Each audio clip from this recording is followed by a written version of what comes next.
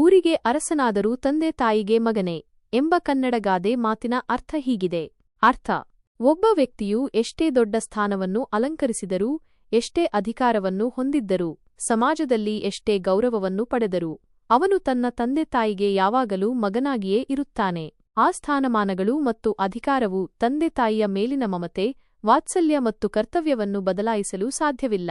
ವಿವರಣೆ: ಊರಿಗೆ ಅರಸನಾದರೂ, ಒಬ್ಬ ವ್ಯಕ್ತಿಯು ಇಡೀ ಊರಿನ ರಾಜನಾದರೂ ಅಥವಾ ಅತ್ಯುನ್ನತ ಅಧಿಕಾರವನ್ನು ಹೊಂದಿದ್ದರೂ, ಇದು ವ್ಯಕ್ತಿಯ ಉನ್ನತ ಸ್ಥಾನಮಾನವನ್ನು ಸೂಚಿಸುತ್ತದೆ. ತಂದೆ ತಾಯಿಗೆ ಮಗನೇ: ಆ ವ್ಯಕ್ತಿಯು ತನ್ನ ತಂದೆ ತಾಯಿಗೆ ಎಂದಿಗೂ ಮಗನಾಗಿಯೇ ಇರುತ್ತಾನೆ. ಅವರ ಮುಂದೆ ಅವನ ಅಧಿಕಾರ ಅಥವಾ ಸ್ಥಾನಮಾನವು ಗೌಣವಾಗಿರುತ್ತದೆ.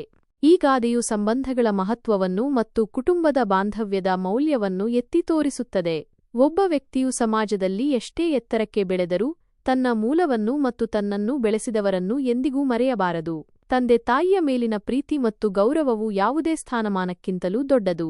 ಉದಾಹರಣೆ: ಒಬ್ಬ ವ್ಯಕ್ತಿಯು ಉನ್ನತ ಹುದ್ದೆಯಲ್ಲಿದ್ದರೂ ತನ್ನ ವೃದ್ಧ ತಂದೆ ತಾಯಿಯ ಆರೋಗ್ಯವನ್ನು ವಿಚಾರಿಸುತ್ತಾನೆ, ಅವರಿಗೆ ಬೇಕಾದ ಸಹಾಯ ಮಾಡುತ್ತಾನೆ. ಅಂತಹ ಸಂದರ್ಭದಲ್ಲಿ ಈ ಗಾದೆಯನ್ನು ಬಳಸಬಹುದು. ಸರಳವಾಗಿ ಹೇಳುವುದಾದರೆ, ಅಧಿಕಾರ ಮತ್ತು ಸ್ಥಾನಮಾನಗಳು ಕೇವಲ ತಾತ್ಕಾಲಿಕ. ಕುಟುಂಬದ ಬಾಂಧವ್ಯ ಮತ್ತು ತಂದೆ ತಾಯಿಯ ಮೇಲಿನ ಪ್ರೀತಿ ಶಾಶ್ವತವಾದದ್ದು.